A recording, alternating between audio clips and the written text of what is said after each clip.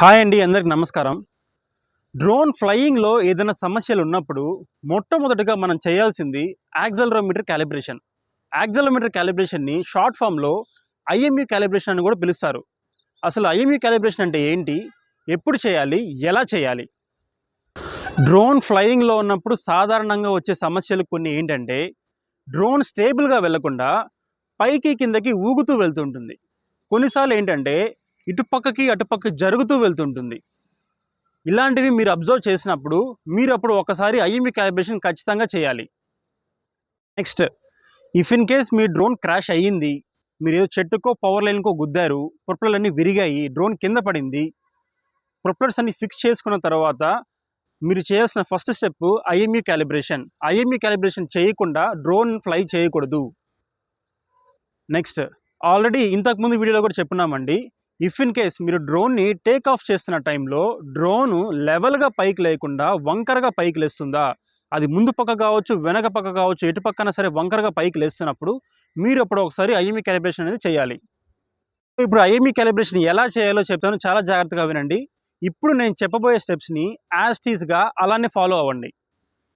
So IMU క్యాలిబ్రేషన్లో first step అండి, డ్రోన్ని ఎప్పుడు కూడా లెవెల్లోనే ప్లేస్ చేసుకోవాలి. లెవెల్లో ప్లేస్ చేసుకోకుండా బ్యాటరీ అనేది కనెక్ట్ చేయకూడదు. ఇదే పాయింట్ మనం ఎన్నో వీడియోస్లో అయితే ఎక్స్ప్లెయిన్ చేస్తున్నాము, మళ్ళీ చెప్తున్నాను. సో డ్రోన్ని లెవెల్లో పెట్టుకున్న తర్వాతే బ్యాటరీ అనేది కనెక్ట్ చేయాలి.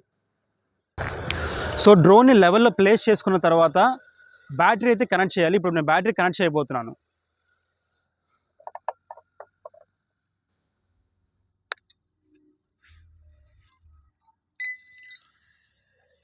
సో చాలా ఇంపార్టెంట్ విషయం అండి ఏంటంటే, ఒకసారి బ్యాటరీ కనెక్ట్ చేశాక ఈ టైంలో పర్టికులర్గా లైట్ ఇలా బ్లింక్ అవుతున్న టైంలో డ్రోన్ని అసలు కదిలించకూడదు. డ్రోన్ కదలకూడదు, మనం కదిలించకూడదు. ఇఫ్ ఇన్ కేస్ పొరపాటున కదిలితే మళ్ళీ ఒకసారి బ్యాటరీని ప్లగ్ అవుట్ చేసి మళ్ళీ ప్లగ్ ఇన్ చేయాలి. సో బ్యాటరీ కనెక్ట్ చేసుకున్నాక నేను రిమోట్ని ఆన్ చేసుకున్నాను. రిమోట్ని ఆన్ చేసుకున్నాక యాప్ని అయితే ఓపెన్ చేశాను. యాప్ని ఓపెన్ చేశాక గ్రౌండ్ ప్లాన్ మీద క్లిక్ చేశాను. చూడండి, ఇప్పుడు మనం కనెక్ట్ చేయాలి అంటే మన మొబైల్ని రిమోట్కి కనెక్ట్ చేయాలి. So go to connect, click on connect. Bluetooth మీద క్లిక్ చేసామా, ఓకే. మన డివైస్ని సెలెక్ట్ చేస్తాము. ఇది వచ్చేసి T12 కాబట్టి T12451. చూడండి, జీపీఎస్ ఈజ్ గుడ్ అని వచ్చింది కదా. సో దానికి మీనింగ్ ఏంటంటే అంతా పర్ఫెక్ట్గా ఉందని అర్థము. సో ఇప్పుడు ఇక్కడ స్క్రీన్కి రైట్ సైడ్లో పైన మీరు కానీ అబ్జర్వ్ చేస్తే 3 డాట్స్ ఉన్నాయి కదా, ఇక్కడ 3 డాట్స్ కనిపిస్తున్నాయి మీకు, అది క్లిక్ చేయాలండి. అదే సెట్టింగ్స్ క్లిక్ చేశాక మీరు వెళ్ళాల్సింది డ్రోన్ సింబల్. మీరు క్లిక్ చేయాల్సింది ఏంటంటే ఇక్కడ drone symbol. So drone symbol మీద క్లిక్ చేసిన తర్వాత ఫస్ట్ ఆప్షన్ చూడండి, సెన్సార్ అని ఉంటుంది. సెన్సార్లో ఇక్కడ 2 ఆప్షన్లు కనిపిస్తున్నాయి.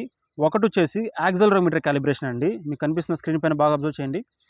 ఒకటి వచ్చేసి యాక్సెలరోమీటర్ క్యాలిబ్రేషన్, రెండవది వచ్చేసి కాంపస్ క్యాలిబ్రేషన్. సో ఇప్పుడు మనం చేసేది యాక్సెలరోమీటర్ క్యాలిబ్రేషన్ కాబట్టి నేను దీని మీద క్లిక్ చేస్తాను. ఒకసారి చూడండి, నేను క్లిక్ చేసిన తర్వాత మీ డ్రోన్లో ఏం జరుగుతుందో ఒకసారి మీరు అబ్జర్వ్ చేయండి. సో ఇప్పుడు నేను క్లిక్ చేయబోతున్నాను. డ్రోన్లో ఫాస్ట్గా లైట్స్ అనేవి బ్లింక్ అవుతాయండి. లాస్ట్లో గ్రీన్ రావాలి. సో గ్రీన్ వచ్చింది చూసారా. ఇఫ్ ఇన్ కేస్ మీకు గ్రీన్ కాకుండా రెడ్ కానీ వస్తే మీరు ఇంకోసారి చేయాలని దానికి అర్థం. ఓకే, సో ఇప్పుడు స్క్రీన్ పైన కానీ చూస్తే ఇక్కడ కంప్లీటెడ్ అని పడింది. దీని మీద క్లిక్ చేస్తాను. అందరినీ ఇప్పుడు నేను ఏం చేస్తానంటే డ్రోన్కి బ్యాటరీ అనేది డిస్కనెక్ట్ చేయాలి.